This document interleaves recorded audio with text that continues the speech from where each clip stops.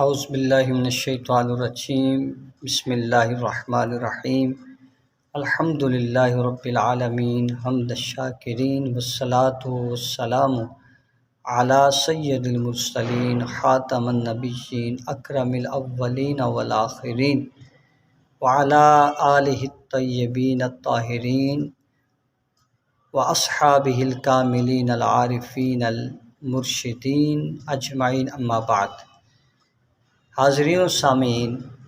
جس دور سے ہم گزر رہے ہیں وہ نہایت پرآشوب اور پرفتن دور ہے۔ جدھر دیکھیں گستاخی، بے ادبی، بد اعتمادی، بد اعتقادی، کج روی کا ایک سیلاب امڈ آ رہا ہے۔ شر پسند عناصر امت مرحومہ کے ٹکڑے ٹکڑے کرنے پر تلے ہوئے، گمراہ کن تحریکوں کو ہوا دی جا رہی ہے۔ چاہیے تو یہ تھا کہ اہلیان پاکستان کو یکجا اور متحد کیا جاتا۔ ایسے نازک وقت میں جب کہ عرص مقدس، عرص پاک چاروں طرف سے خطرات سے گھری ہوئی ہے، سیاسی بحران، معاشی بحران، پاکستانیوں کے اتحاد و اتفاق کا درس دیا جاتا، لیکن شومی قسمت کہیے یا دشمنان پاکستان کی وطن دشمنی کہیے کہ وہ اہل پاکستان میں تفریق در تفریق ڈالتے چلے جا رہے ہیں۔ تاریخی ریسرچ کی آڑ میں اہل بیت اطہار رضی اللہ تعالیٰ عنہ کی شان رفیع پر دھبے لگائے جا رہے ہیں۔ امام علی مقام سیدنا امام حسین رضی اللہ تعالیٰ عنہ کو واقعہ کربلا میں غلط کار اور باغی ثابت کرنے کی ناکام کوشش کی جا رہی ہے، اور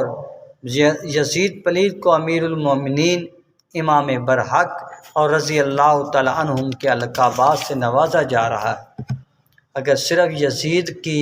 تعریف اور توصیف میں مبالغہ آمیز خطابات اور بے جا مدح سرائی تک بات محدود رہتی تو ہمیں کسی قسم کا تعارض کرنے کی ضرورت نہ تھی، کیونکہ ہر کوئی اپنے ہی پیشوا کی تعریف کرتا ہے۔ جب ہندو رام چندر کے گیت گاتے ہیں تو یزیدی یقیناً یزید کی تعریف و مدح ہی کریں گے، ان کے کتابچے ہی لکھیں گے، کاغذ سیاہ کر کے اپنی روح سیاہی کا ثبوت ہی دیں گے، تو کسی کا کیا نقصان تھا۔ لیکن یزیدی اس پر بس نہیں کر رہے، وہ امام ہمام، امام علی مقام حضرت امام حسین رضی اللہ تعالیٰ عنہ کی شان پر ناروا حملے کرتے چلے جا رہے ہیں، جو کہ مسلمانوں کی غیرت کے لیے کھلا چیلنج ہے۔ لہٰذا یہ ایک کوشش ہے جو مفتی محمد امین رحمۃ اللہ علیہ فیصل آباد والے، انہوں نے یزید کے کردار اور امام حسین کی عظمت کے درمیان موازنہ کرتے ہوئے کی ہے، جس کا نام انہوں نے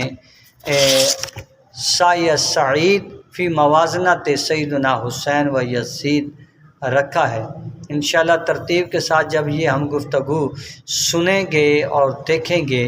تو امام حسین کی عظمتوں والا سے بھرا کردار بھی سامنے آئے گا اور یزید کی زندگی بھی سامنے آئے گی، جس کے بعد ایک عام انسان، ایک عام مسلمان بھی یہ فیصلہ کر سکے گا کہ کون درست تھا اور کون غلط تھا۔ اللہ تعالیٰ ترتیب کے ساتھ ہمیں آگے گفتگو سماعت کرنے کی توفیق عطا فرمائے۔